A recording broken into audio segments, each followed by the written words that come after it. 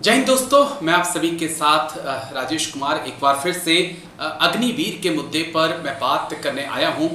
दरअसल 2026 के अंत में या कहें जनवरी 2027 में हमारे तमाम अग्निवीर भाई जो हैं बाहर आ जाएंगे।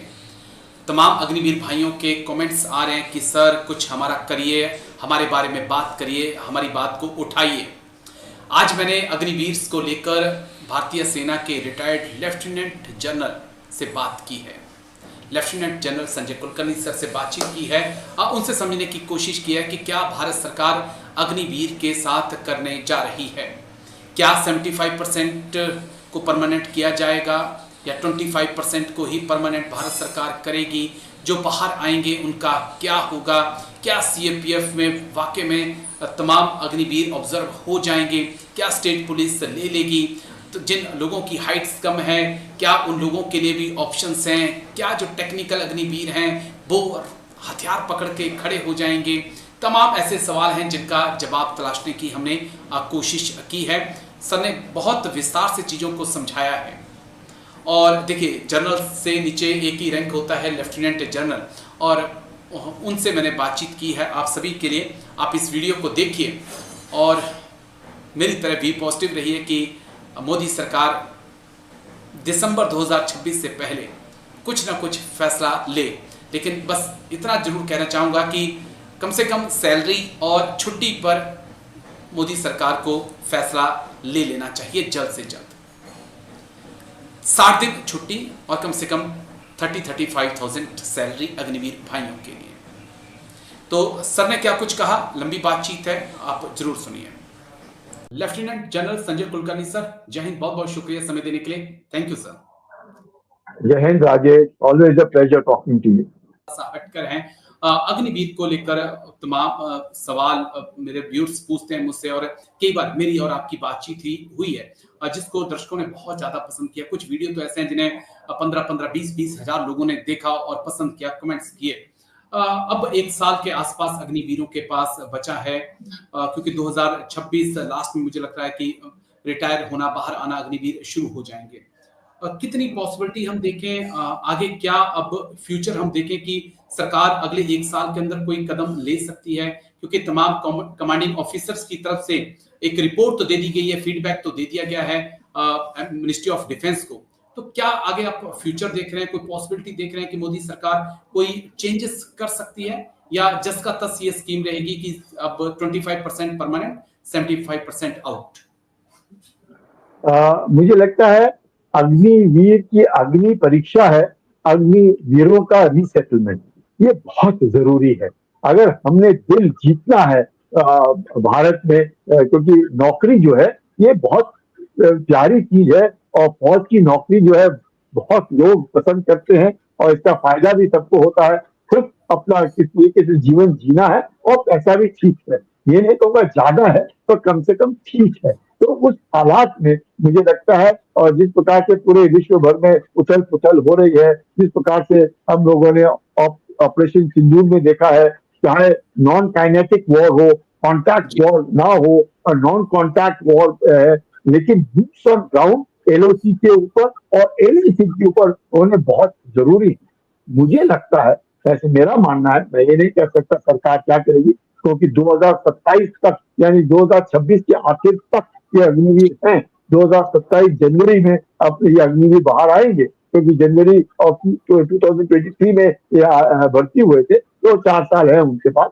लेकिन मुझे ऐसा लगता है सरकार इसके ऊपर शायद सोचेगी कि इन्हें 25% की जगह 50% तो जो है इसको एब्जॉर्ब करेगी, और बाकियों को, चाहे पैरामिलिट्री फोर्सेज हैं या बैंक हैं या रेलवे हैं, उनमें इनको उनके पसंदीदा की नौकरियां उनको सेटल करने की कोशिश करेगी। और जो लड़के या लड़कियां रहना नहीं चाहती, वो खुद ही जाना चाहते हैं, वो क्योंकि उनको 12.25 लाख के आसपास का एक निधि जो निवेश है वो उनको मिलेगा। तो कहीं ना कहीं मुझे लगता है it will be a win win situation. मुझे नहीं लगता है कि किसी को भी इसके ऊपर फिक्र करनी चाहिए कि इनको रास्ते पे फेंक दिया जाएगा और 25% रख दिए जाएंगे, 75% तो बिल्कुल रास्ते में होंगे, बहुत बुरा हाल है, ऐसे तो हो नहीं सकता। नहीं होगा, सरकार इन सब का देखभाल करेगी। जो कि वीर की अग्नि परीक्षा ही उनका रीसेटलमेंट है। और अग्निपथ तभी माना जाएगा जब हम इस अग्नि परीक्षा से गुजरेंगे। और सारे अग्निवीर में जहां जहां पर भी मिलता हूँ, उनका जोश, उनका जज्बा, उनका जुनून में कोई कमी नहीं है। उन्हें भी इच्छा है, तो वो भी कोई है जो नहीं रहना चाहते, खुद ही नहीं रहना चाहते, वो जा सकते हैं। और 50% भी अगर मुझे लगता है रखेंगे और बाकी 50% को हम बाकी जगह रीसेटल करेंगे, मुझे लगता है ये it's a win win situation. हम लोगों को चिंता करने की जरूरत नहीं। सरकार हम सबके भले के लिए सोचेगी और सोचना ही पड़ेगा, ऐसा मुझे लगता है। जी सर। सर जय हिंद। कर्नल एस पठानिया सर, जय हिंद। बहुत बहुत शुक्रिया समय देने के लिए। Thank you, thank you sir. Rajesh. It's always a great pleasure and honor to interact with you. Thank you very much. Jai Hind. Thank you sir, आपने समय दिया। Colonel S Pathania sir, Agniveer को लेकर मेरी और आपकी कई बार बातचीत हुई ऑपरेशन सिंदूर से पहले। कई लोगों ने अग्निवीर पर सवाल खड़े किए। उन्होंने कहा कि जब जंग होगी तो लोग भाग जाएंगे, निकल जाएंगे। लेकिन मुझे लगता है कि पहला टेस्ट जो था अग्निवीर का, उसमें वो पास हुए हैं। 3000 के आसपास अग्निवीर ने पार्टिसिपेट किया, अच्छा काम किया। अब वो तो यूनिट्स के सीओ और एसएम या सूबेदार साहब या जो एनसीओ हैं, उनको ज्यादा हमसे बेटर पता होगा कि कितना अच्छा काम उन्होंने किया। लेकिन फिर भी अगर हम बाहर बैठे हैं तो हमें लगता है कि हमारे जिन उस्तादों ने हमें ट्रेनिंग दी थी, उन्हीं उस्तादों ने उनको ट्रेनिंग दी है, तो ट्रेनिंग में कोई कमी नहीं है। लेकिन अब आगे क्या फ्यूचर अग्निवीर का आप देख रहे हैं सर? क्योंकि 2026 के लिए मुझे लगता है कि अब 1.5 साल का ही वक्त बचा है, ज्यादा वक्त नहीं है सर। देखो राजेश, ये जो इसको जिसको हम वॉर बोल रहे हैं ना, ये वॉर नहीं थी ना, ये जंग थी जी। ये 4 दिन का कन्फ्लिक्ट था, जिसके अंदर हमारी सिर्फ जो एयर पावर है उसको डिमॉन्स्ट्रेट किया गया। ग्राउंड ऑफेंसिव ना हुए हैं किसी भी सेक्टर में, और इवन एलओसी के अंदर। So you can't call it A classical war. ये लड़ाई नहीं थी।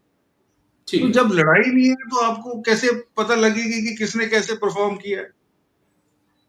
तो that is a different issue, but certain lesson which we can learn from operation सिंदूर।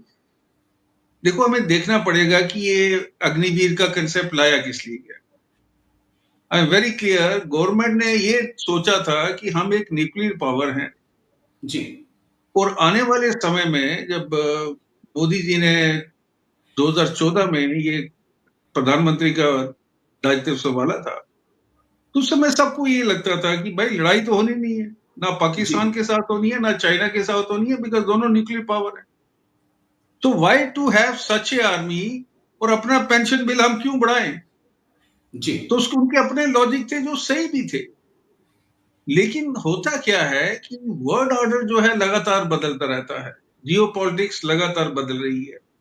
और इस समय जो सिचुएशन चल रही है, अगर आप देखेंगे, अभी 12 दिन का इजराइल ईरान वॉर हुआ, 3 साल से ऊपर ये रशिया यूक्रेन वॉर चल रहा है। तो कहीं ना कहीं अगर हम अपनी बात करें, जहां तक हमारी सिक्योरिटी है नेशन की, एंड हमारी जो टेरिटोरियल इंटेग्रिटी है, उसको बचाना हमें बहुत जरूरी है। जी। उसके लिए अभी सवाल यह है कि पैसों के लिए, to save some money, can you compromise with the quality of soldiers? क्योंकि 25% सिर्फ रिटेन किए जा रहे हैं, 75% तो बाहर जाएंगे। अभी उन्होंने पॉलिसी बनाई है कि स्टेट गवर्नमेंट इतना ऑब्जॉर्व करेगी, वो वक्त बताएगा कि कितने इनको ऑब्जॉर्व किया जाता है। Question is not that. बिल्कुल। बेसिक क्वेश्चन इज कि एक ट्रेन सोल्जर को बनाने में आपको 7 से 8 साल लगते हैं, और उसके बाद you know joining the arm forces was a matter of pride. बिल्कुल सर। जो बच्चा आता था वो सर उठा के गांव में जाता था। अभी वो सिचुएशन नहीं रही है। तो मैं तो अभी ये बोलता हूं कि मैं शुरू से इस फेवर में था कि ऑपरेशन सिंदूर से जो हमें लेसन मिले हैं, that anything can be possible. Tomorrow there may be a conventional war. जी। और वो वॉर जो होगा वो चाइना करवाएगा मेरे हिसाब से। There may be a situation tomorrow, क्योंकि चाइना लगातार ये कोशिश कर रहा है कि इंडिया को डिस्टेबलाइज किया जाए, internally as well as economically. और इस लड़ाई में आपने देखा था, हम पाकिस्तान के साथ कम लड़ रहे थे, चाइना के साथ ज्यादा लड़ रहे थे। जी। और ग्राउंड ऑफेंसिव कहीं हुआ ही नहीं। एलओसी में कोई लड़ाई हुई ही नहीं, it was all air power demonstration, जिसमें हमने उनकी अच्छी तरह से खबर ली है। लेकिन सवाल ये उठता है कि क्या हमारे पास वो सक्षमता है कि हम चाइना, पाकिस्तान और कल को बांग्लादेश भी उसमें कूद रहा है, तो ये 3 हमारे जो पड़ोसी नेशन हैं, क्या इनके साथ हम लड़ सकते हैं? हमारे पास वो सामरिक शक्ति और पावर है कि हम वॉर को सस्टेन कर पाएं? जी तो मेरे हिसाब से वो नहीं है अभी हमारे पास। और अभी आपने ये भी सुना होगा कि सिलीगुड़ी के पास जो चिकन नेक एरिया है, उसके अंदर बांग्लादेश के थ्रू वहां पे एयरफील्ड बना रहे हैं। जी जी पीओके के अंदर जो है ये अपनी परमानेंट बेसिस बना रहा है। बिल्कुल सर। तो चाइना कल को क्या करता है, क्या नहीं करता है, लेकिन हमें जो अपनी सीमाओं की सुरक्षा करनी है, वो बहुत जरूरी है। और आपने ये भी देखा था कि इस लड़ाई में जो हुई है अभी, हमारे साथ कोई भी देश खुल के सामने नहीं था, बारिंग जी जी Israel. So we have to, look into our foreign policy also. Or this is a time to make some reliable friends, जिनके जी ऊपर हम डिपेंड कर सकें। और रशिया हमारा एक अच्छा दोस्त था, वो भी पाकिस्तान की तरफ टिल्ट हो गया है। तो ये जी सारी चीजें हो रही हैं।